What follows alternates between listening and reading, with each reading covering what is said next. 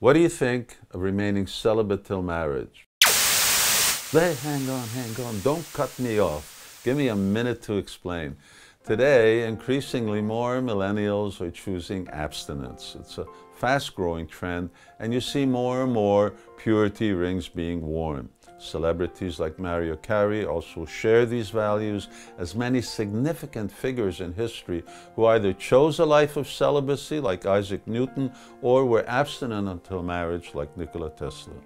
Proponents say that it makes a couple value each other more, develop relationship skills, and it raises the quality of communication, obliges partners to develop other ways to show affection.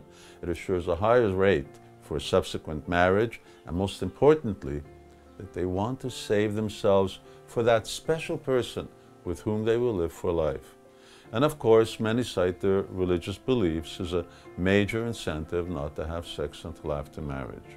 Now, I personally resonate with these reasons and the concept of abstinence. I've been celibate myself for 50 years, but actually those mentioned are secondary reasons and benefits of celibacy. Now, I'd like to explain the essential reason, hearing which you too may want to consider sexual restraint as one of your life choices. Life is about self-realization, and self-realization is about connecting with our spiritual essence, which means disconnecting from the idea that we are this body. But sex, along with the intense pleasure it generates, is an activity that reinforces a mistakenly bodily identification. Now, for that reason, yoga texts emphasize that sexual activity should be controlled and limited. And here's the punchline. Sex is meant solely for begetting children. It's not about enjoyment. It's not about contraceptives, and it's certainly not about abortion. It's about having children, and that's it. Period. When a person lives a life of such abstinence, he or she can overcome the demands of the senses and overcome bodily identification and really come in tune with his spiritual essence. Now, you may say, wow, if I give up sex pleasure, what do I get in return?